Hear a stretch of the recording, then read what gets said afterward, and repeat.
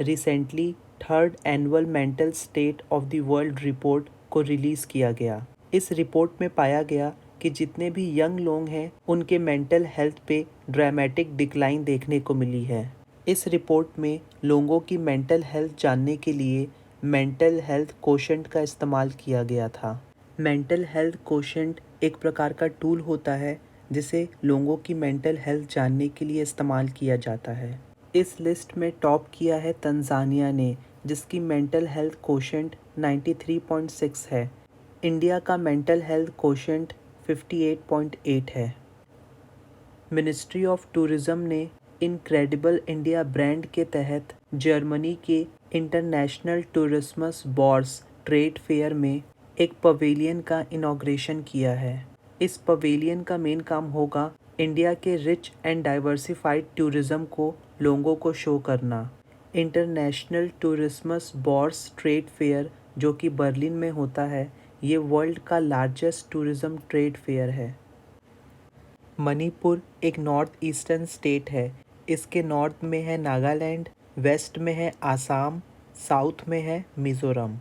यहाँ आपको Keibul Lamjao national park देखने को मिलेगा। मणिपुर को 1972 में बनाया गया था। इसका कैपिटल है इम्फाल। मणिपुर का ऑफिशियल एनिमल है सांघाई।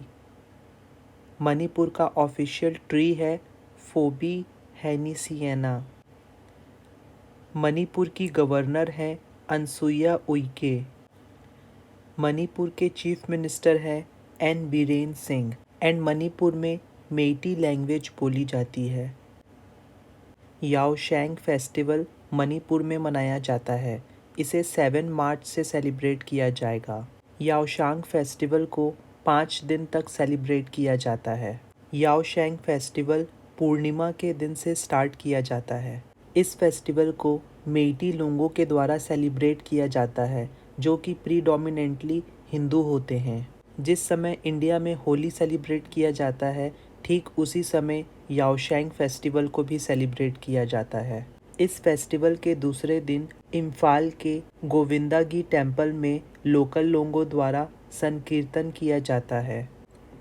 महाराष्ट्र की इकोनॉमी 2022-23 में 6.8% ग्रो करेगी एंड इसमें एग्रीकल्चर एंड एलाइड सेक्टर का मैक्सिमम ग्रोथ होगा 10.2%। ऑस्ट्रेलिया के prime minister Anthony Albanese India आ चुके हैं। ये 11 मार्च को इंडिया ऑस्ट्रेलिया समिट अटेंड करेंगे। जब से लेबर पार्टी गवर्नमेंट ऑस्ट्रेलिया में जीती है, तब से ये ऑस्ट्रेलियन प्राइम मिनिस्टर एल्बनीज़ की पहली बायलैटरल विजिट है इंडिया में। इस विजिट का मेन पर्पस है इंडिया एंड ऑस्ट्रेलिया के बायलैटरल रिलेशंस को स्ट्रेंथन करना। इंडियन रेलवेज भारत गौरव ट्रेन चलाएगी जो कि मुंबई से रेनीगुंटा तक चलेगी। रेनीगुंटा आंध्र प्रदेश के तिरुपति डिस्ट्रिक्ट में है। Bharat Gaurav tourist train government of India के देखो अपना देश इनिशिएटिव के अंडर चलती है, जिसका मेन एम होता है डोमेस्टिक टूरिज़्म को प्रमोट करना। अफ़गानिस्तान एक लैंडलॉक्ड कंट्री है जो इंडिया के नॉर्थ वेस्ट डायरेक्शन में लोकेटेड है। थर्ड एंग्लो अफ़गान वॉर 1919 के बाद अफ़गानिस्तान एक फ्री पॉलिटिकल यूनिट बन गया। अफ़गानिस्तान की कैपिटल है काबुल। इसकी करेंसी है अफ़गानी एंड ऑफिशियल लैंग्वेज है पाश्तो एंड दरी।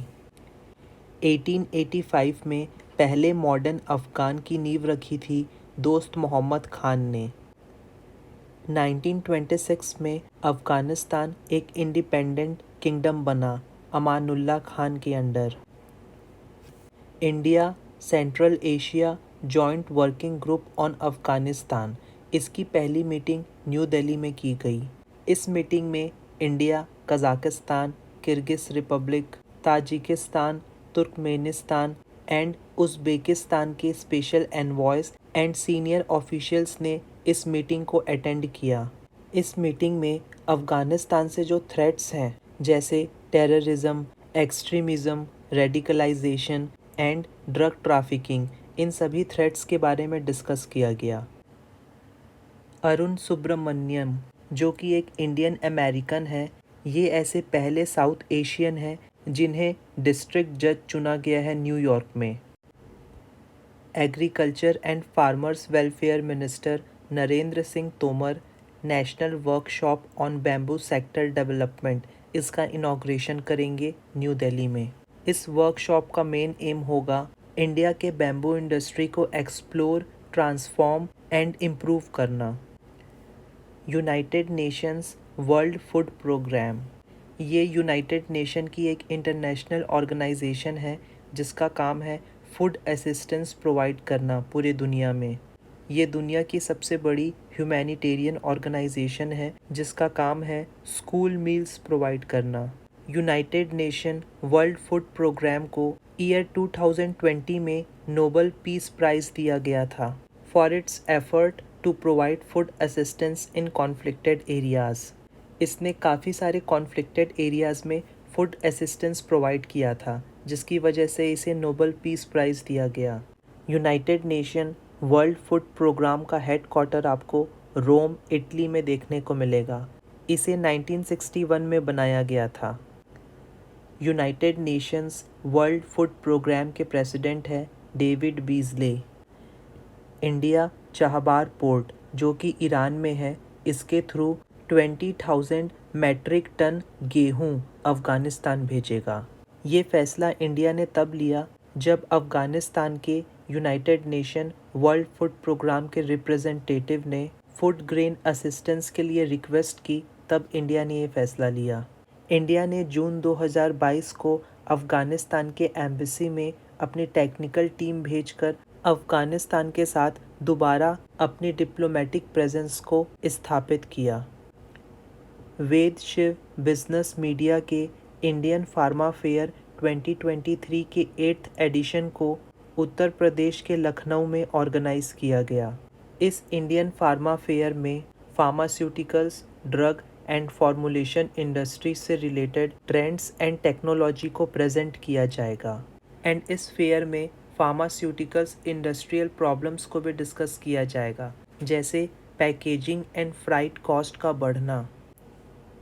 इंडिया एंड फ्रांस के स्ट्रैटेजिक पार्टनरशिप के 25th एनिवर्सरी को सेलिब्रेट करने के लिए फ्रेंच नेवी के 2 वॉरशिप कोची विजिट करेंगे। ये 2 वॉरशिप हैं amphibious helicopter carrier FS Dixmude and frigate La Fayette. Ministry of youth affair and sports Khelo India 10 का दम इवेंट ऑर्गेनाइज करेगी। इंटरनेशनल वुमेंस डे को यादगार बनाने के लिए ये इवेंट कराया जा रहा है। इलेक्शन कमीशन ऑफ इंडिया, ये एक कॉन्स्टिट्यूशनल बॉडी है जिसका काम है कंट्री में इलेक्शन करवाना एंड उसे रेगुलेट करना। इलेक्शन कमीशन ऑफ इंडिया को इंडियन कॉन्स्टिट्यूशन के आर्टिकल 324 से पावर्स मिलती हैं। Representation of people act 1951 union government द्वारा लाया गया था। इलेक्शन कमीशन ऑफ इंडिया को 25 जनवरी 1950 में बनाया गया था। इसका हेड क्वार्टर न्यू दिल्ली में है। इलेक्शन कमीशन ऑफ इंडिया के पहले एग्जीक्यूटिव थे Sukumar Sen. Election commission of India के प्रेजेंट एग्जीक्यूटिव हैं राजीव कुमार। राजीव कुमार के पहले इसके एग्जीक्यूटिव थे सुशील चंद्रा। ये हैं राजीव कुमार जो करंट एग्जीक्यूटिव हैं इलेक्शन कमीशन ऑफ इंडिया के। Election commission of India 3rd international conference host करेगी जिसका थीम होगा inclusive elections and elections integrity. इसका पहला इंटरनेशनल कॉन्फ्रेंस नवंबर 2022 में न्यू दिल्ली में किया गया था एंड इसका दूसरा कॉन्फ्रेंस भी न्यू दिल्ली में ही किया गया था जनवरी 2023 में।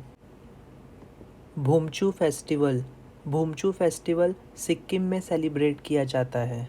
इस फेस्टिवल को तिब्बतन लूनर कैलेंडर के फर्स्ट मंथ के 14th डे से सेलिब्रेट किया जाता है। भूमचू फेस्टिवल की शुरुआत एक कलश से होती है जिसके अंदर होली वाटर रखा होता है। रिसेंटली महाराष्ट्र गवर्नमेंट ने 23,57,000 करोड़ के इन्वेस्टमेंट प्रपोजल को अप्रूव किया है। इंडिया में अगर पिछले 3 साल में देखें तो सारे स्टेट्स का सबसे हाईएस्ट इन्वेस्टमेंट प्रपोजल था ये। 2022 के इकोनॉमिक सर्वे में ये इन्वेस्टमेंट प्रपोजल मेंशन्ड है। एफडीआई, फॉरेन डायरेक्ट इन्वेस्टमेंट, पूरे इंडिया में कर्नाटका टॉप में है फॉरेन डायरेक्ट इन्वेस्टमेंट में, एंड सेकंड पोजीशन पे है महाराष्ट्र। इंडियन नेवी का major operational level exercise TROPEX 2023 Arabian sea में ख़त्म हुआ। एक्सरसाइज ट्रॉपेक्स पूरे इंडियन ओशियन रीजन में किया गया था, जो नवंबर 2022 से मार्च 2023 तक चला। Exercise sea vigil and exercise AMPHEX दोनों ही एक्सरसाइज ट्रॉपेक्स के अंदर आते हैं, जिसमें एक्सरसाइज सी विजिल एक कोस्टल डिफेंस एक्सरसाइज है एंड एक्सरसाइज एम्फेक्स एक एम्फीबियस एक्सरसाइज है। रिसेंटली यूएस के नेशनल रेडियो एस्ट्रोनॉमी ऑब्जर्वेटरी के एस्ट्रोनॉमर्स ने गैसियस वाटर डिटेक्ट किया है। ये गैसियस वाटर एक प्लैनेट फॉर्मिंग डिस्क के फॉर्म में है, जो कि स्टार V883 ओरियंस के चारों तरफ फैला हुआ है। ये अर्थ से 1300 लाइट ईयर्स की दूरी पे है एंड इस गैसियस वाटर के मिलने से हम अंदाज़ा लगा सकते हैं कि जो अर्थ में वाटर है ये हमारे सोलर सिस्टम से भी पुराना है। इस वाटर को डिटेक्ट किसने किया? इस वाटर को डिटेक्ट किया गया है आल्मा से।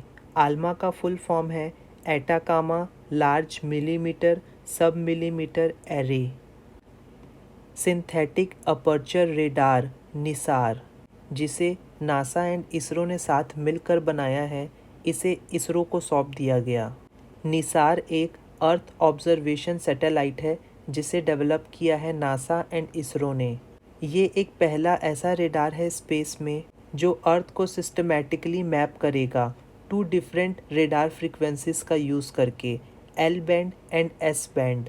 अगर अर्थ के सरफेस पे सेंटीमीटर का भी कोई डिफरेंस आता है तो उस डिफरेंस को ये निसार सैटेलाइट डिटेक्ट कर सकती है।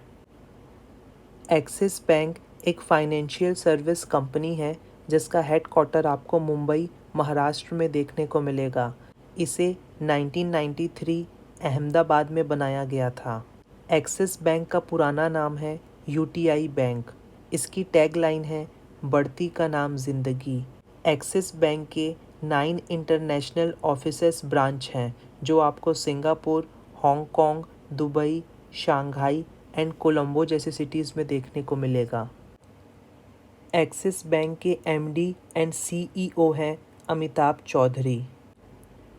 Axis Bank and FMCG giant ITC, ये दोनों मिलकर ऐसे फार्मर्स जो आईटी एग्रीकल्चर इकोसिस्टम के अंडर आते हैं, उन फार्मर्स को ये प्रोडक्ट्स एंड सर्विसेज उधार में देंगे। They will offer lending products and services to farmers. Veteran actor and director Satish Kaushik, इनकी मृत्यु हो गई। इन्होंने 100 से भी ज़्यादा फिल्मों में काम किया था। इनकी कुछ फेमस फिल्में हैं मिस्टर इंडिया, दीवाना मस्ताना एंड उड़ता पंजाब। कोलंबिया एक देश है साउथ अमेरिका में। कोलंबिया के नॉर्थ में है कैरेबियन सी एंड इसके वेस्ट में है पैसिफिक ओशियन। कोलंबिया का कैपिटल है बोगोटा। कोलंबिया ने पिछले 25 सालों में पहली बार वुमेन्स के लिए मिलिट्री सर्विसेज चालू कर दी हैं। कोलंबिया में 18 से 24 साल तक के लड़कों को कंपलसरी मिलिट्री सर्विस देनी होती है। जम्मू एंड कश्मीर के डोडा डिस्ट्रिक्ट में इंडियन आर्मी ने tallest iconic national flag install किया। इसे 100 फीट के हाइट पे इंस्टॉल किया गया। क्रिप्टो करेंसी एक प्रकार की डिजिटल करेंसी होती है जो कि एक ऑल्टरनेटिव मोड है पेमेंट का। क्रिप्टो करेंसी को एनक्रिप्शन एल्गोरिदम्स के थ्रू बनाया जाता है। एनक्रिप्शन टेक्नोलॉजी यूज़ होने की वजह से क्रिप्टो करेंसीज को दोनों तरीके से यूज़ किया जा सकता है, as a currency and as a virtual accounting system. Crypto currencies use करने के लिए आपके पास क्रिप्टो करेंसी वॉलेट होना चाहिए। क्रिप्टो करेंसी वॉलेट एक प्रकार का सॉफ्टवेयर होता है जो क्लाउड बेस्ड सर्विस की तरह काम करता है। अब से इंडिया के money laundering laws crypto currencies पे भी अप्लाई किए जाएंगे। मनी लॉन्ड्रिंग का मतलब होता है इल्लीगल तरीके से मनी को सप्लाई करना।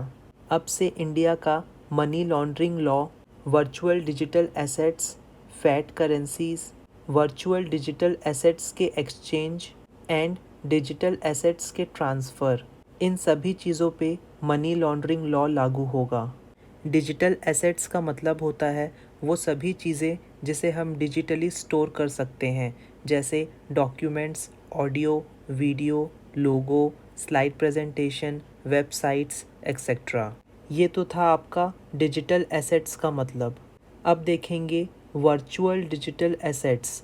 वर्चुअल डिजिटल एसेट कोई इन्फॉर्मेशन, कोड, नंबर या टोकन हो सकता है जिसे क्रिप्टोग्राफिक मींस के थ्रू जनरेट किया जाता है।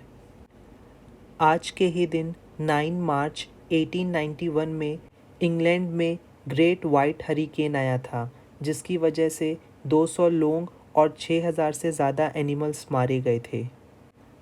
आज के ही दिन 9 मार्च 1935 में एडोल्फ हिटलर ने पब्लिकली न्यू एयरफोर्स का अनाउंसमेंट किया था। इस नए एयरफोर्स का नाम था लुफ्टवाफे। आज के ही दिन 9 मार्च 2012 में इंडियन बैट्समैन राहुल द्रविड़ ने रिटायरमेंट अनाउंस किया था। आज के ही दिन 9 मार्च 2022 को यून सुक योल को साउथ कोरिया का प्रेसिडेंट चुना गया था। इस लेक्चर की PDF आप इस टेलीग्राम चैनल से डाउनलोड कर सकते हैं।